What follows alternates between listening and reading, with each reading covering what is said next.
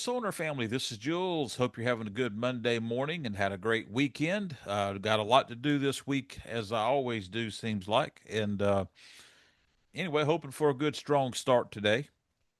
First thing I want to talk about is selling on Facebook. Had a situation, I posted some pictures, needed to generate some quick funds. So I posted some pictures of some hardware parts that I had. And a guy replied, wanting to know how much a part was. I asked him to email me. Well, he doesn't email from Facebook or from whatever it was. Um, so he just wanted to know how much the parts were. So I sent him a private message through my personal Facebook page after telling him what my name was, and then he still wanted the price on the parts. Here's the thing with that. I don't negotiate anything publicly for a couple of reasons. First of all, that's between me and you. If we're negotiating on something, um, if we've got and I don't know who this guy is, so this isn't the case. But if I've dealt with you before, I'm not one to keep score, but sometimes I know who's done me some favors, and so if they come to me wanting something, I'm going to go ahead and give them a really serious price to start with. In a lot of cases, I'm kind of fishing. You know, I'll tell somebody what I'd like to get out of it. And if they want to counter that, that's up to them. If they're happy with that price, we're both happy. I've done that before. I've paid for things knowing I could have gotten it cheaper, but sometimes something's worth what it's worth. Um, if you're always lowballing the hell out of everybody and always trying to get the best end of the deal, and you don't feel right about it unless you just really bend somebody over the barrel, that's great for you. But in trying to survive in the real world and live and let live and all that, that doesn't work for me. And so there are times where I won't even haggle with somebody when I'm buying, if I know it's a solid deal, even though I might could shave a little more fat off that. You know what? There's still value there. And so a lot of times when I'm giving somebody a price, I'm coming at it from a standpoint of, this is what I would really like to get out of this. Is it the lowest I'm going to accept? No, it's not. Well, the problem with starting there is that you've got nowhere to go. And so if you've got a guy that he's going to haggle no matter what price you give him, and those guys are out there. I don't care what you tell them, they're going to haggle. They're going to want to feel like they're beating you down to buy something.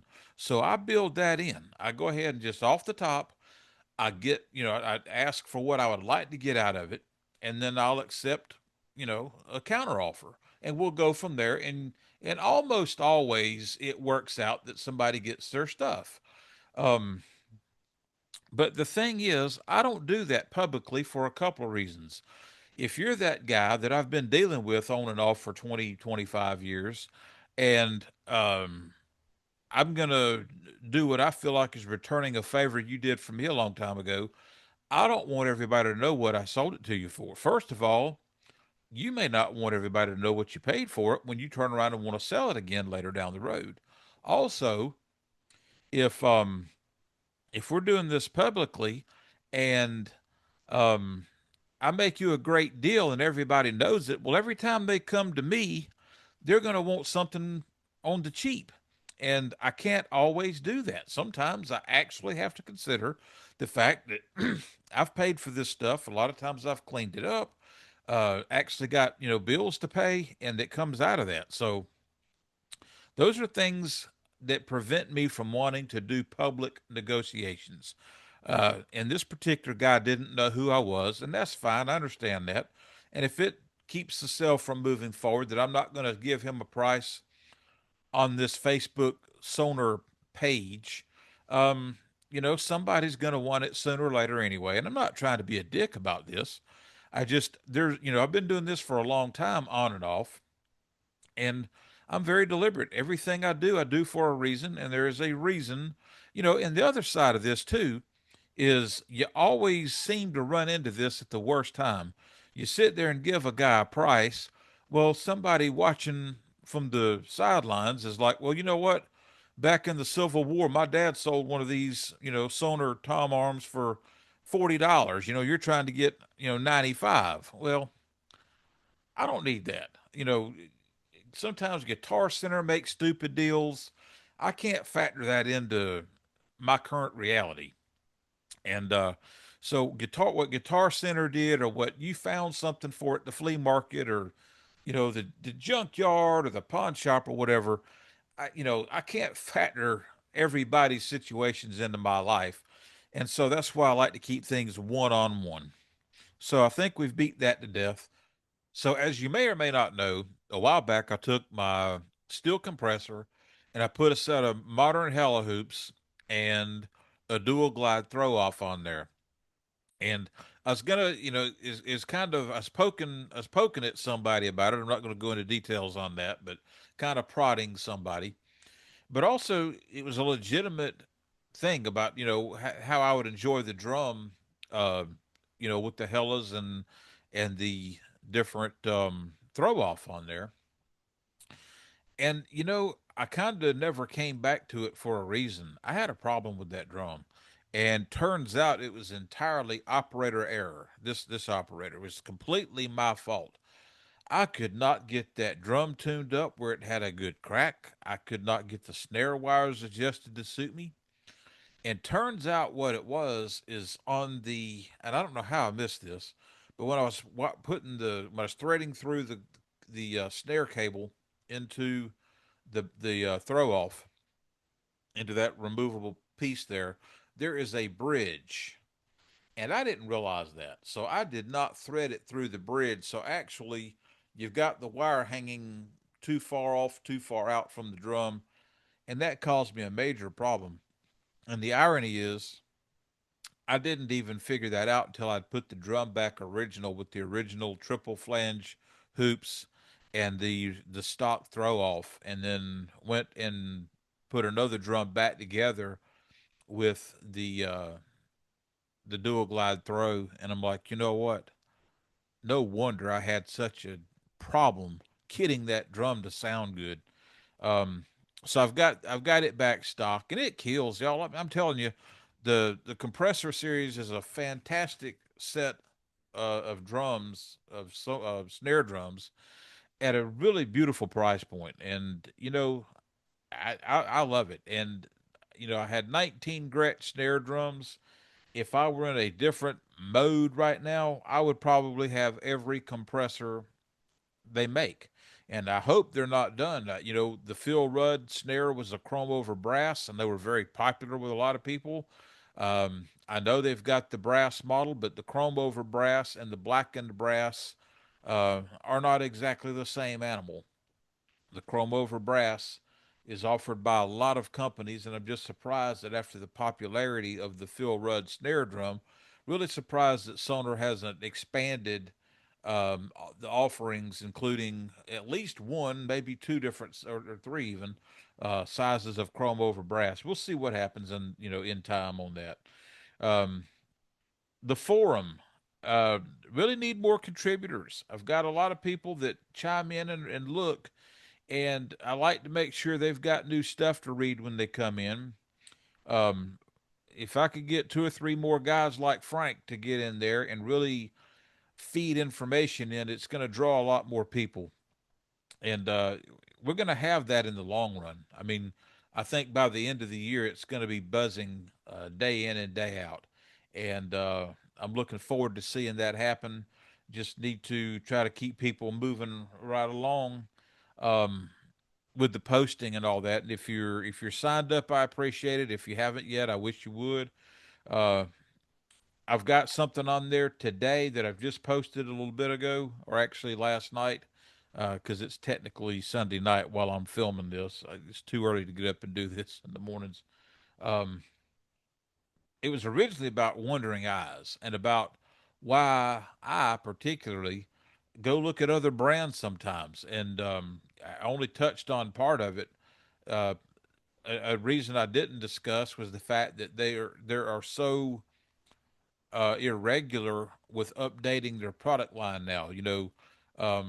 20 years ago, every year they did something. Every year, the German stuff got a facelift or a new line or whatever. Uh, every opposing year, the Chinese stuff you started out with the like the 3001s and the 3005s and 3007s. Then they morphed into something else. Now you see a little bit of tweaking going on. I don't know if there's any scheduling with that or not. It seems more impromptu than we're gonna, on these dates every year we're gonna do this. And I may be wrong on that. I just know that from a guy that likes buying gear, I'm just not seeing in what I call things that are wanting to trigger me to buy more gear. Um, what I do discuss on my post on the forum is the fact that there is uh, if you go spec out an AQ2, which is the upper end of the AQ line, which is the affordable range of the Sonor, I say affordable, the economical um, range of the Sonor line, an AQ2 5-piece set is 1589. To outfit that same configuration in an SQ1 is $4,477. That is a $2,888 price gap between similar setups in what are the closest lines to each other between the AQ line and the SQ1. So you've got almost a $3,000 price gap. And the thing is, if you go look at what other brands are doing in that same price gap, there's a lot of phenomenal stuff. And I talk about some of that, and I talk about that's what led me to going with um, the Tama rig I went with last year, the Walnut Beach. Well, no, Walnut. I knew better than that. Walnut Birch Star Classic. Absolutely beautiful drum set. Um, the tom mount memory lock and the floor tom leg memory locks are built in, and they're integrated into the mount. So you actually flip a black switch, you take the drum off the tom mount or the leg, and piece of cake. You can't even, Sonars don't even come with memory locks, and it's hard to find somebody that has them in stock a lot of times too. So you got a big price gap there. In what would seem like a pretty uh, important price range. Drums from the 1589 price range to the 4477. There's a lot of room in there where people, um, it seems like, would buy some quality drums, and Sonar's got nothing there, and I don't get it. And so anyway, if you would make your way over, look down in the uh, description here, and I'm going to have a link to that for you if you want to go read that. And I'll eventually post a video.